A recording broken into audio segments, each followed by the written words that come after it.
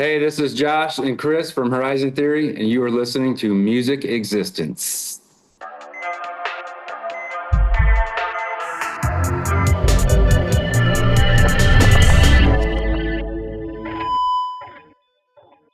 Welcome to another instance of Music Existence, where because of music, we exist.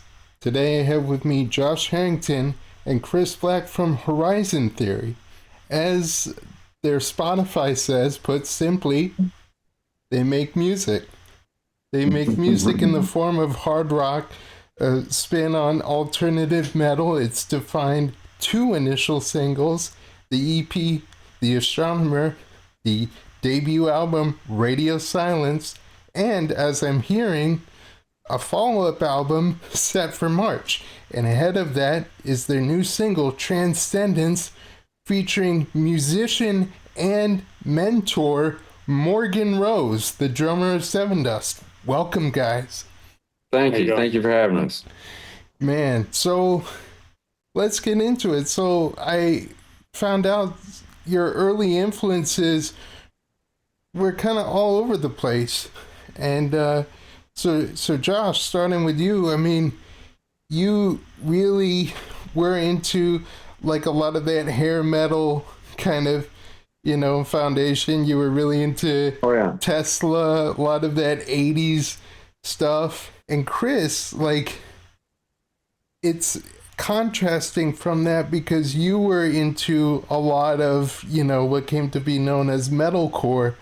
The contrast from that is you have this like 80s vocal influence and then these sort of like Bullet for My Valentine / Kill Switch Engage type of guitar leanings. So it's really interesting, and like with their upbringings, you didn't really like get into the music side of things until much later on. Music was just a bit of a backdrop. So what kind of careers that did you guys have before music kind of took hold? Well, I got into kind of the RV industry, building RVs, motorhomes, campers. I did that for a few years down in northern Indiana. A little bit of construction, a little bit of electrical work. I mean, really, you name it, I've done it. I've pretty much done a little bit of everything over the years. Yeah, I spent I think a total of 16 years at a manufacturing company, company that builds wood chippers and recycling equipment. And over the years, I'd done just about everything there, from sales to marketing, hydraulics, electrical work. I've painted, large equipment. So I kind of did just about everything in those 16 years while I was there. And definitely, during that time, I was looking for kind of a change of pace, or looking for something, that I really loved to try to have a career in and do full time. And that ended up being music. So It's really amazing. That's a very kind of Midwestern kind of work ethic, Yeah, for sure. That back-breaking, do whatever you can to survive. So while you were building momentum with that in your careers, did the music thing just sort of happen naturally? Like you were sort of like either writing lyrics or writing ideas on the side, and then eventually you started meeting people that way? Well, for me, I started learning guitar, and 3 or 4 years into learning guitar, maybe a couple years, I got on like Craigslist in my local area and looked for musicians or someone to start a band with. And at the time, it was just a cover band. The thought of writing my own music wasn't really a thought I had ever even had yet. So I started a cover band with some people I met on Craigslist, and we played a ton together, at my house. We played quite a few shows, and and then I kind of just gradually got into, I started thinking that it would be cool to write my own music. And, that thought probably didn't happen until I was like 26 or 27 years old. And once I started dabbling in that, I realized I had to get better fast because I got a late start. I wasn't, playing instruments as a child growing up. I didn't have any sort of background. So, Right, you had Guitar Hero for that framework, right? yeah, right. So I decided to go to school for music and learn, everything I could. And I sold my house and moved out to LA and went to music school out there. And probably one of the best things I ever did. And then, come back to Michigan and find guys here to start a band with. And it's all working out. So couldn't be happier with it. It's really lucky, especially for both of you, because you can't take those relationships for granted, especially even when you're just starting out in cover bands. Right. To be able to find people who are willing to take you on as a musician, even though you're not very fully formed yet. Yeah. Like, there's so many who would just right on ignore you, just like cast you aside. And like in either of your experiences, what kind of drew you to each other as far as like forming not only that musical partnership but that friendship? Well, I hadn't met Chris. We hadn't known each other until really until we started the band. All right. We're both kind of local. I'm about a half hour from where he lives, and I knew of Chris. He did some touring in a band before, and he was kind of like one of the local guys around in the local music scene that has actually went out and done some cool stuff, as far as touring and playing out and cool venues. And we actually got hooked up with by a mutual friend of ours who used to play in a cover band that I was in. He was our bass player. His name's Jordan. Wow. And so I kind of always knew of Chris, just had never really met him. As far as I knew, he was out doing his thing. I didn't even know that he was like as close as he was. I just knew he was from Michigan. Well, Jordan hit me up one day. He said, "Hey man, I think there's a pretty cool opportunity over here."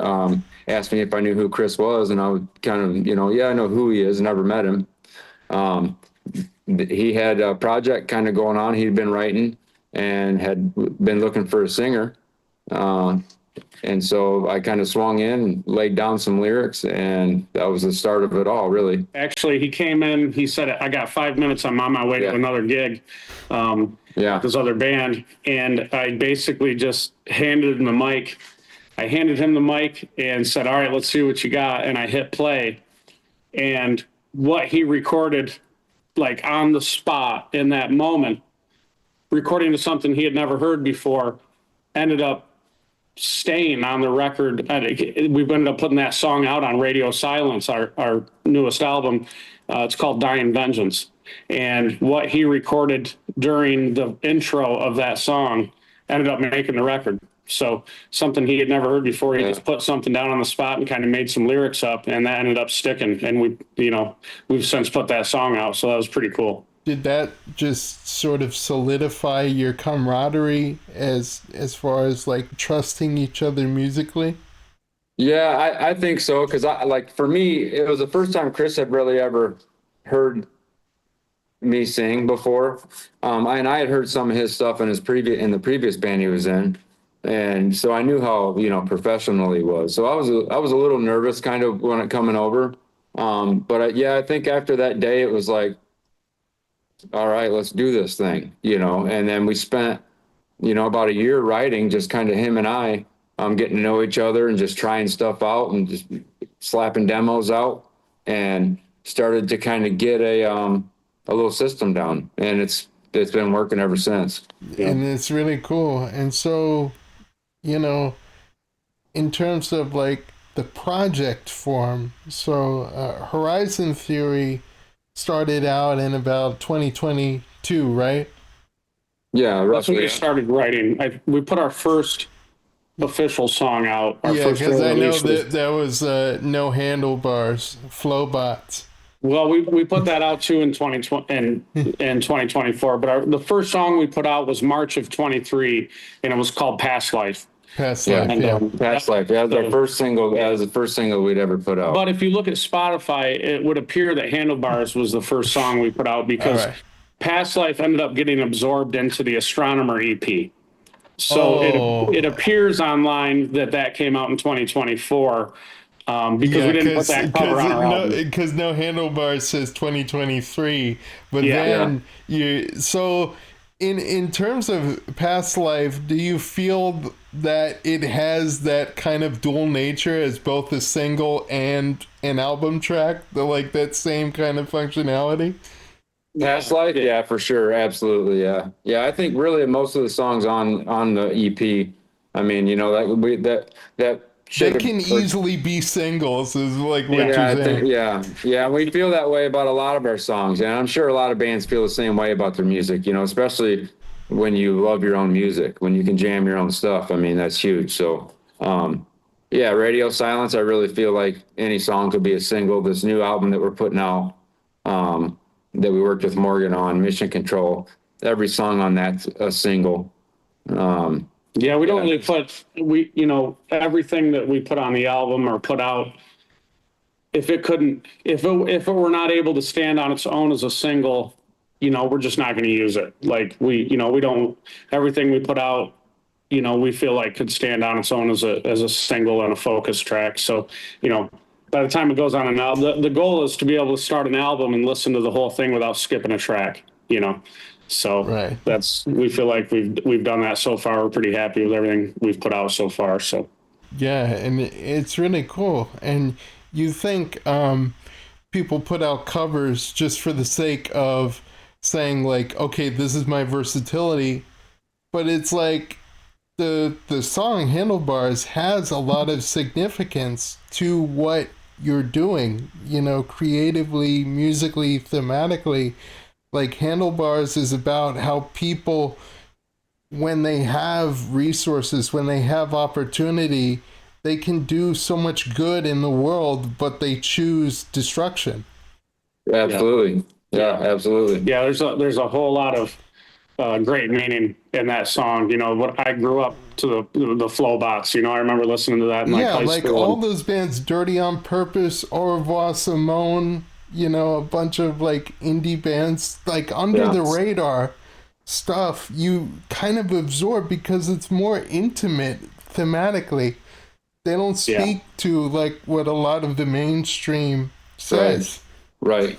Yeah, I agree with that. What's funny is I never, growing up listening to that song though, it was, it's like any other kind of It's rap really song that you love. catchy, and then you look It is. into the lyrics and you're like, whoa. Which I never did until we recorded it. You know what I mean? Like my whole life growing up, listening to it, hearing it for years, I never actually really thought about the lyrics until we recorded it, and then or decided to record it, and then really listen to it, and then look into kind of the meaning of stuff, and it's like, wow, this song is way deeper than riding a bike with no handlebars. Yeah. So, which is the line that 90% of people probably remember from it. But it's when you look into it, it's a very deep song. Mm-hmm. And then your single, you mentioned Past Life. After that was Nowhere to Go, right? Yeah, it was right in there. I think it was actually December. Might have been December. Might have been December, but they were all right in that same. Yeah. Yeah. So how do you feel about your singles, like as far as like putting those out thematically? Did it all like fit into a theme of like kind of you're struggling and like there's a bit of like aimlessness, but you're still kind of holding on? Not really. We never really. I think it was more like what do we have done right now? Right. Yeah. What do we have done and what's good? But they did come out in a great order. Like Nowhere to Go. I always loved that song. It's one of the first ones we recorded together. And we waited to put that out because we wanted to kind of establish the style of this band and the genre before we put out like a ballad. Yeah, before you get into like the real depth of like what you're trying to explore thematically, right? Yeah, we wanted to kind of just establish that, yes, we're like a rock or hard rock band. And then and hope to grow some fan base along the way of dropping those songs before you put out something like Nowhere to Go that's very, heartfelt. And I feel like the lyrics are very meaningful. And so, you don't want to put something out. Sometimes you don't want to put out your best stuff first because then it might get kind of wasted or lost in the mix. You want to build a little bit of a fan base first so that more people are hearing it when you do put it out. So like stuff, in other words, that sounds catchy, but it sucks to say, but stuff that you're not really that attached to in some way. Yeah, sometimes, yeah. Sometimes it's like that. Yeah. Just kind of grab people's attention and then, then give them the good stuff. Yeah. Yeah. And in establishing that with Flowbots, with like December, with Past Life, with Nowhere to Go, what did you sort of feel about capturing that initial fan base? Well, we were, you always kind of worry that, anytime you cover a song, you're going to get that artist's diehard fans that are just going to hate it and be pissed that you did it. And we had, I would say 70-30, maybe 80-20, 80% of the people that heard it loved it and thought it was a great rendition of it. Maybe 20% were just, it wouldn't matter how good you did it. They're mad that you did it, and you get the people that comment, why don't you write your own music? Right. It's like, so like yeah, well, we do. a lot of that initial fan base was because of the cover, and then it's like, okay, I can rope them in. Now here's my original stuff. Yeah, that's. Well, we had put out some original stuff before that, but people don't ever. They see something on Facebook and they're like, yeah, they gloss over it. They're like, all right. Yeah. It's like, well, we do. Just go to our Spotify and you'll hear it. But we were also, when you cover a song, you always want the original artist to like it. And we had a mutual that had sent it to him to check out. And we hadn't heard anything back. Well, then we ran a kind of a Spotify campaign on Facebook last December, actually. Well, December. Yeah. So we ran this campaign, and the original, or the singer from the Flowbots, saw our ad for that cover, and he commented on it, and he said, "Damn, I didn't know our song could be this heavy," which was a cool compliment. That like. He thought it sounded, and I think he said something else, but that was the gist of it. Damn, I had no idea our song could sound this heavy, which was a great compliment to say, that it's different enough that you enjoyed it and you thought it was a good take of your track. So it was nice to get the original artist's approval of it, basically. That's really nice, and you guys earned it. And like, you never know, like, when the original artist is gonna come out and give you praise or even hear of the song, but the fact that happened, it's just like, it's something you never really expect. It's like, wow. I was happy when I saw that notification pop up for sure. It's like, look, cool. it's the guy. It's like, yeah, they commented right from their band page. It was Flowbots Music commented on your video, so that was pretty cool. Whoa, yeah, there really is. And as far as the Astronomer EP, I mean, when it comes to like expanding upon the sound that you already had, it lands to like this really kind of space rock kind of galaxy kind of oriented sort of sound. Sorry, that was my phone, but you know what I mean? It's like when I hear it, I kind of get vibes of like 30 Seconds to Mars, but like that first album when they did like Edge of the Earth, and like all of that. And I'm a big fan of them. Yeah, it's really cool, and like it's amazing that you mentioned that you're a fan, because their career has obviously went through all of its stylistic twists and turns and ups and downs, and you have kind of a sound like that in the same way. So, the big song obviously from The Astronomer was December, like you mentioned. And what kind of resonance does December have to each of you guys? Well, December is kind of, I feel like everybody's kind of been in that spot where they felt like it was just themselves. They didn't really have anything else, any kind of help, anybody to run to talk to, you know. I feel like a lot of people can relate to that. And so, really just in the writing process of that, we were just kind of trying to portray something that everybody could feel, you know. That's really cool. Like, and I really like how that flows when it gets to December. Like, you have like those opening like suspended chords. It's just like it really sets the mood, and it when you get to like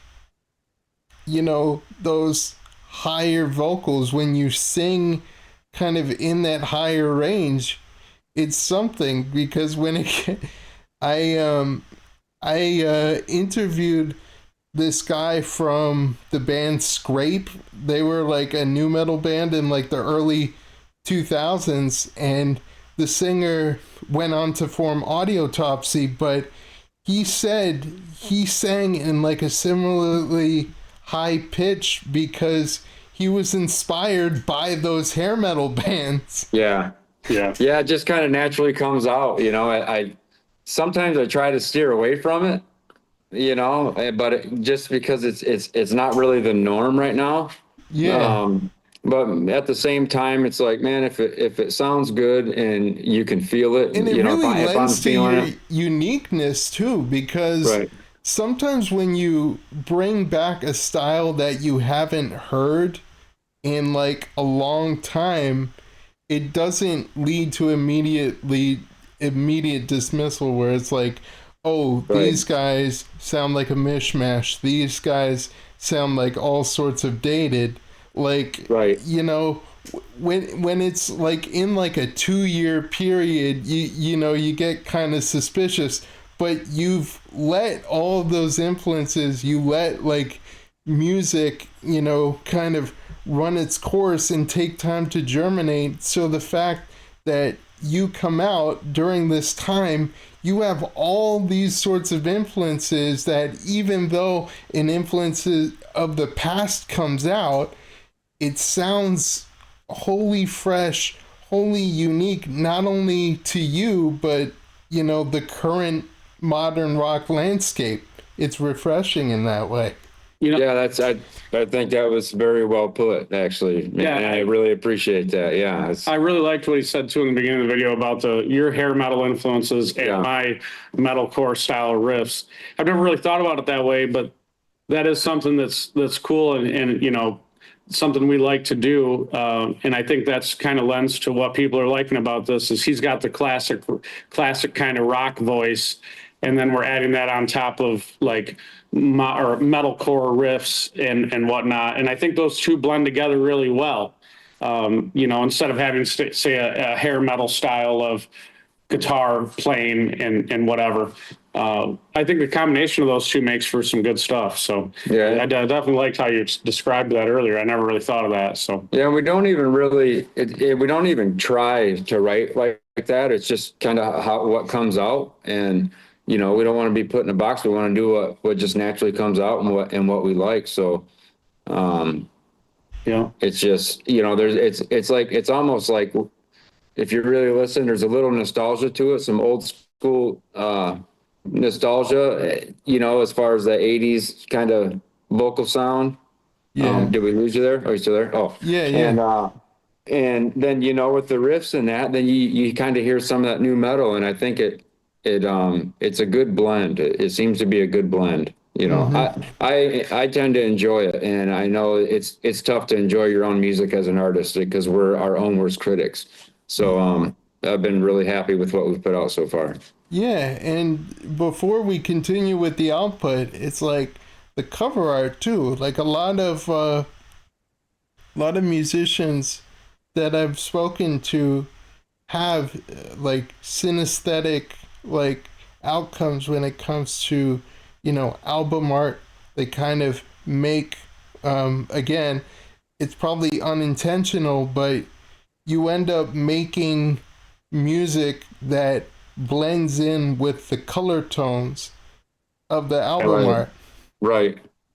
Yeah, we've been lucky to have a guy that does the cover art for us, and he does a phenomenal job. His name's Jason, and he just knocks it out of the park every time. I'll send him a song, and I don't tell him what to do, but I just let him get a vibe For the from the colors, music. right? The He gets a music, vibe the from the music. tones. And Yeah. he designs it based off the sound of the music and what the lyrics and the music are saying. Right. And he knocks it out of the park every time. When I was listening to the Astronomer EP, like I thought of it as like existing in that sort of spacious, sort of Yeah. galactic sort of universe. And it's the same with Can't Save Me when you listen to that again with like fitting with a space theme. Absolutely. Yeah. Absolutely. Yeah. Yeah. We've got like a lot of the songs have programming. We'll do, like these synth sounds, synthesizer programming, keyboards, arpeggios. Yeah. Like it ends up having, a lot of the songs have this pattern that will run through the whole song, and you'll only hear it in like the verses. And maybe in the choruses if you're listening for it, but it's kind of got a, like that Stranger Things kind of synth vibe, like the Right. kind of like a repeated tone. And a lot of our songs have that going all the way through the track, and you can't always hear it. But that's something that I think, it builds an atmosphere within the song, and it adds a little bit of like a landscape to it. And yeah, we've definitely liked putting all that sort of stuff in there. Yeah, that spacious kind of atmospheric sound. That's a good Yeah. call. Like it really calls for the attention of listeners because the fact that you mention a key component to your musical construction is cool, especially, for the more casual listeners, like they might just say like, "Oh, this is catchy." But then when they really sit down, kind of close their eyes, listen even with headphones, they start to kind of, dissect like all the components, just separate them as they are, and then it really is like not just a product of its day, which it should be, but you know, people sort of forget about the whole listening experience, and that's why, even in a singles dominant modern rock environment, the full length route really helps. Yeah, Yeah. we like putting out full albums. Yeah. We don't, singles are, you got to do it here and there, but like, that's our thing is just get an album done, put it out, move on to the next one, and let someone listen to the whole experience. So, like, as far as like Can't Save Me, how did that end up fitting into Radio Silence? Oh, actually, I want to say that was one of the last songs I think that the second to last song that we put on the album. Right. Really, we were just we were wanting to put out a big album, big choruses. Was the main thing. I mean, obviously, when we write, we want all of our music to be relatable. We want, we don't want to just put regular, just filler songs out. So we wanted Radio Silence to be a full album with big, anthem style choruses. And Can't Save Me was kind of a last minute ad. I believe we had the album already written and ready to be put out, and we had a demo going one day. He had an idea, come up with a couple of riffs, and we had a demo going. Right. We weren't even at the studio. We were at his house where he's got a little setup. Yeah. And man, we slapped that thing together and decided to throw it on the album. I mean, it really is like you mentioned it being slapped together and thrown on the album, but equal craft sort of Right, went yeah. into. Right? You Yeah, know, it's not like a cherry pie situation where it was originally supposed to be Uncle Tom's Cabin, and then like they really were adamant on cherry pie. So then, Yeah, right. Janie becomes the cherry pie guy. Right. Yeah, that is kind of how that happened too. Really, I mean, yeah, it's kind of funny that you said that. Yeah. I never thought of it like that. That's pretty cool. I mean, you become the can't save me guys. Yeah, right, right. Yeah, that was really, and that was the single. That was, I don't remember how many singles we put off of Radio Silence, but So just one. just that, just can't save me. Yeah, yeah. And we had it was received very well. So it just kind of out in the forefront of the album. You know what I mean? That's the single off that album. My favorite off the album though is probably Right from the Start. That Right. would have been my single had had we not come up with Can't Save Me. That's probably my favorite. And the more you listen to songs, the more certain ones grow on you, especially at certain times of your life. Yeah. And that one has grown on me tremendously. Yeah, Oh, that's so- my favorite track too from the album, right from the start. That's pretty cool that you're not afraid to admit that. You might not find a song like as resonant. You just go through the motions of creating it and putting it out to some degree, but then like you listen and you're just like, wait, this song, right from the start, it's kind of a sleeper kind Yeah. of single, because I know I'm one of the normies who goes on Spotify for the sort of reference for all the dates and shit, but it's really cool even with its like relatively like low stream count. Now that you mention it, that really does have the potential to gain those big numbers. Yeah, exactly. Yeah, it's a huge chorus. It's soaring vocals. I mean, it's real anthem style.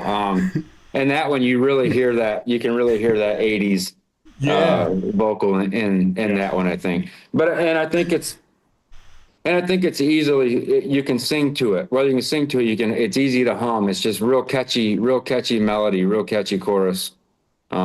Yeah, that was my favorite. Yeah. And then yeah, as far as like the new single you have now, Transcendence, I mean, I related to that song because that's like shit going sour before you're really even given a chance to like explain or clarify things. You're just kind of left on that debris and you're like, what the hell? What do I do now?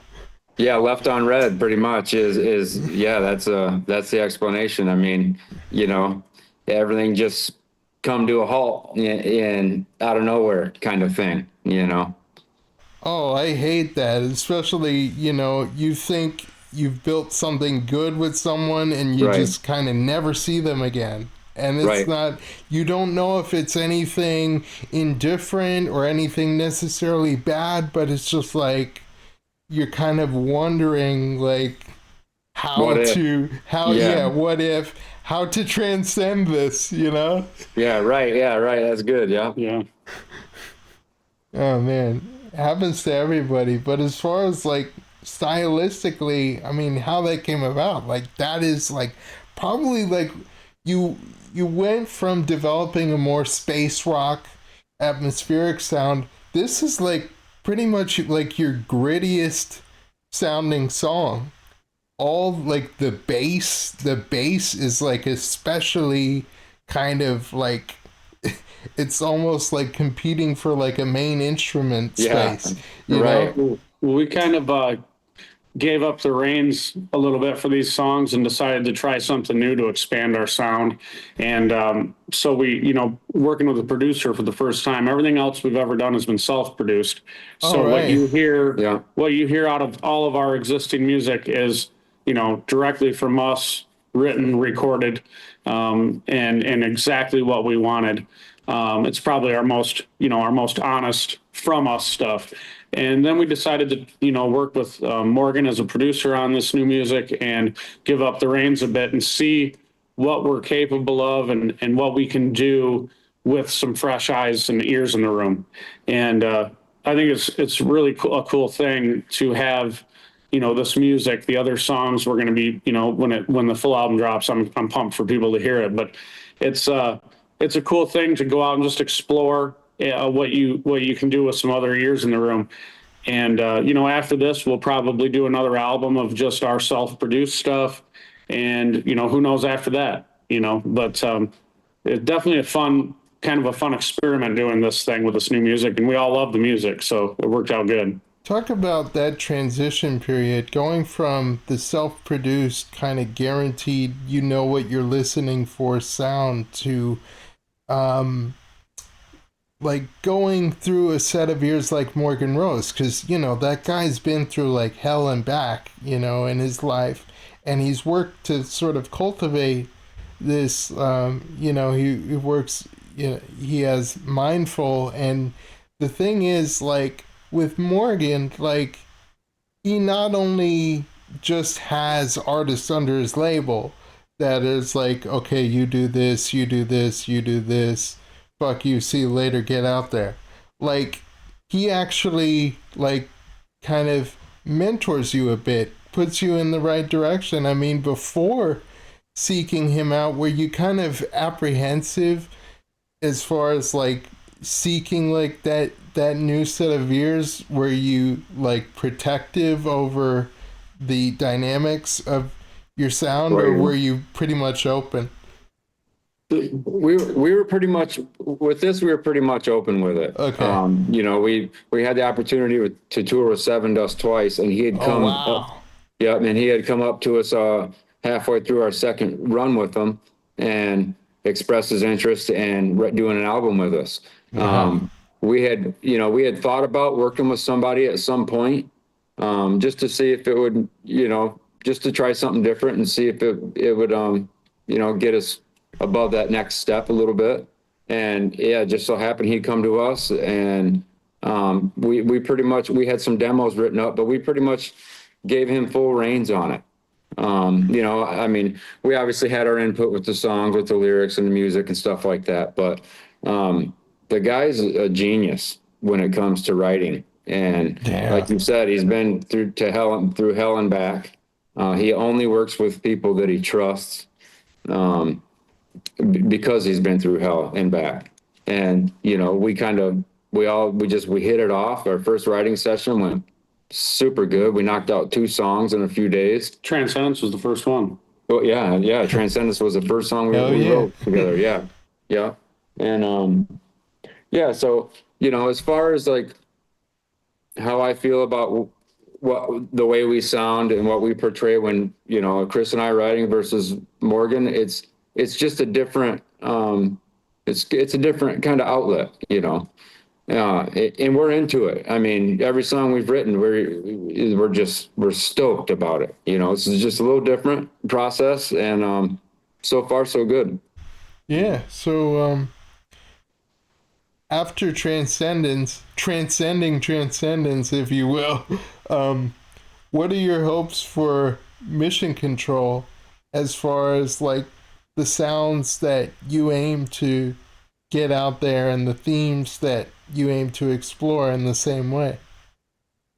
Well, if you like Transcendence, your chances are you're probably going to like the rest of the album, and it's probably not even going to be your favorite song So on the album. you're not only gonna see like instances of people being left in the dust, but it's probably gonna be like worse kinds of problematic instances and going through hell and finding your way back. You know. Yeah, yeah. There's a couple jammers on there. There's one on there that's there's a lot of clean vocals on the album. You know, if you've listened to our EP and Radio Silence, you know, we scream a little bit, not too much, but we tend to have some screams in spots. You do a lot of like kind of intermittent rapping and too, and like man, because there's instances, I mean, sometimes with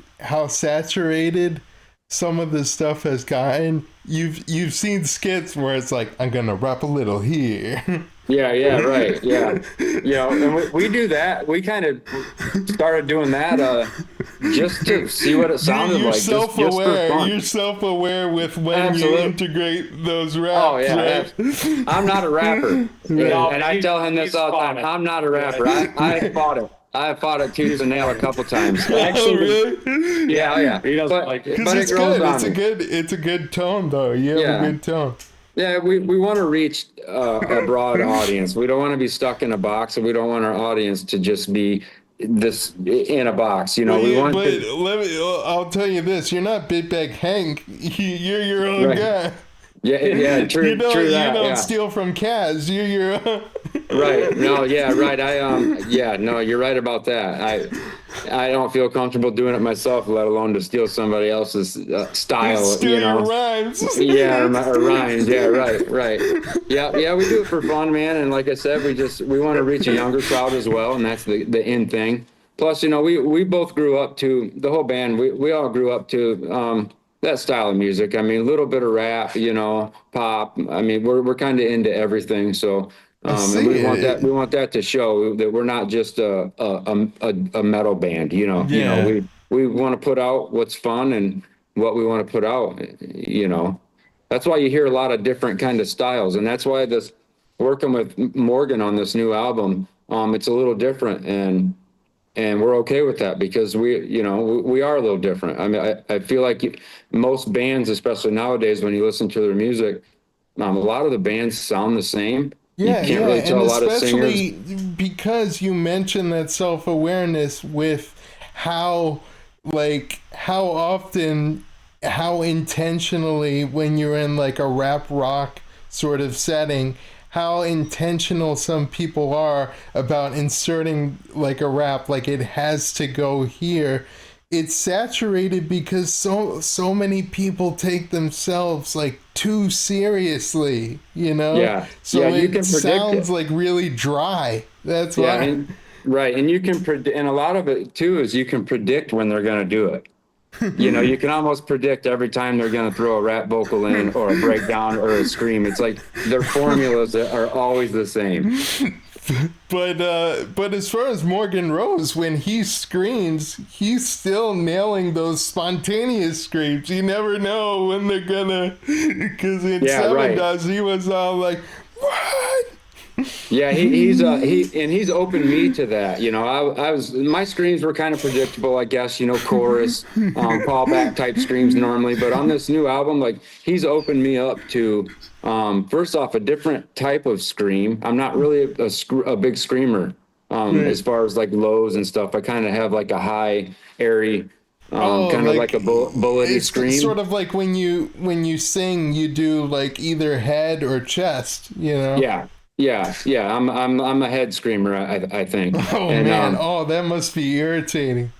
well, I like it. It doesn't seem to bother me Oh really? live. You don't have Yeah. any like No, no, voice loss no, or anything? no, Wow. no. It's Wow. never really bothered me. You know, and I fought screaming vocals for years in my previous bands because I was always into the hair thing. So like when people were listening to scream and stuff, I was still stuck on the clean vocals. So, but Right. that grew on me. That grew on me playing live over the years.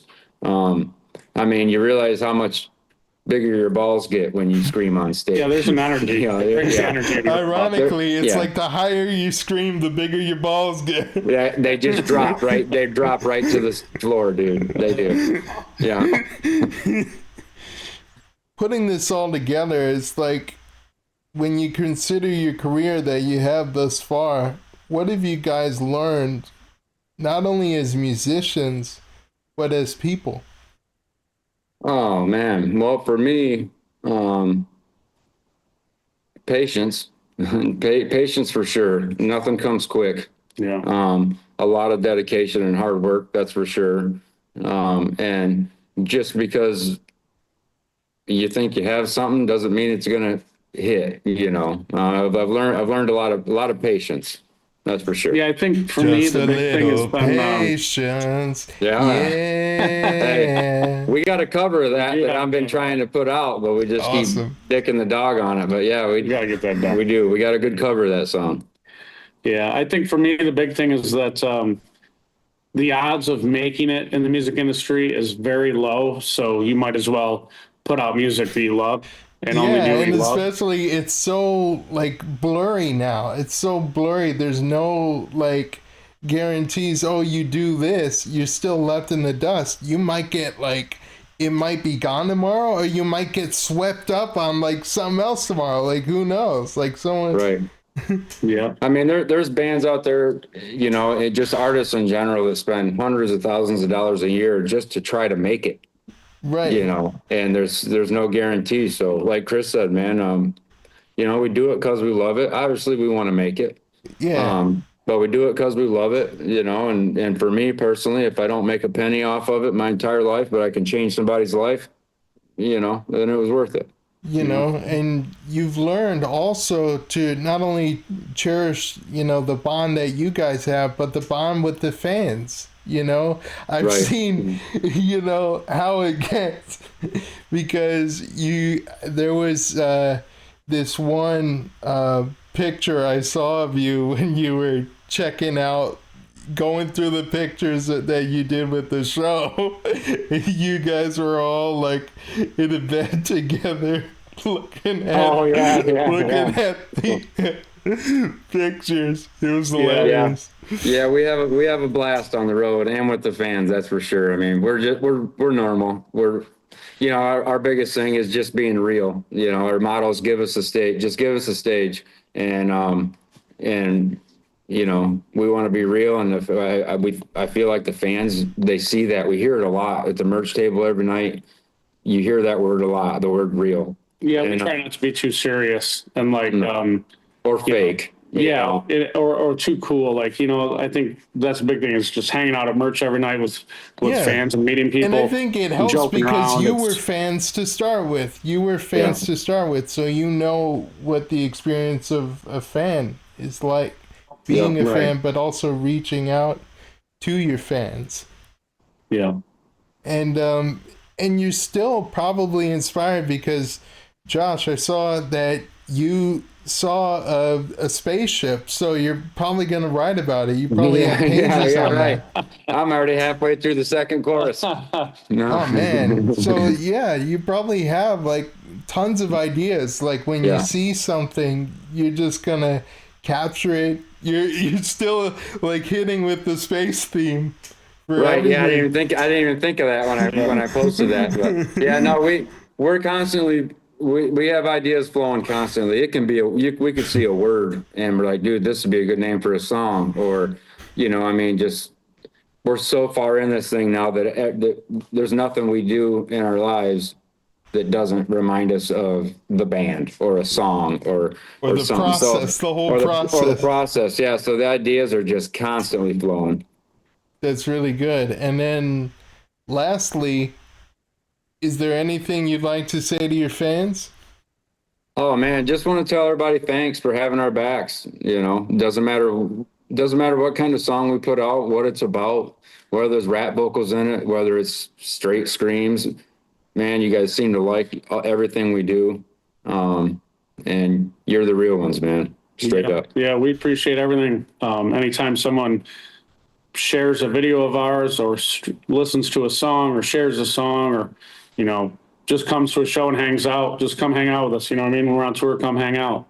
So, and that's, we appreciate all of it. So I appreciate you guys for, doing this interview. It's amazing. Like, I not only try to grab from the music, but grab from your posts to see if I can sort of lighten that sort of air, because I know the music and the depth of the lyrics can get pretty heavy. So like it helps that on your Facebook you have like very lighthearted sort of pictures to draw from. Yeah, always having fun, man. always trying to just be happy and lighten the mood. I mean, you only live once, man. So you might as well live it. Yeah, I really appreciate having this poignant conversation, this dialogue with you guys. It's kind of like the theme, and that's why the questions go a little bit more in depth, with like the bonds and,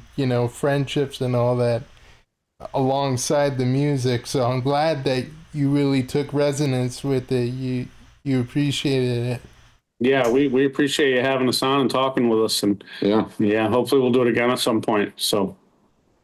Yeah, I'd love to have you guys on. You know, whenever you're around, you can reach out to me on Facebook. I send you I think I send you both requests. But yeah. Okay. We'll get on. Yeah, Yeah, get on that. make sure we got you on there. Yeah. Yeah, absolutely. We'll stay in touch.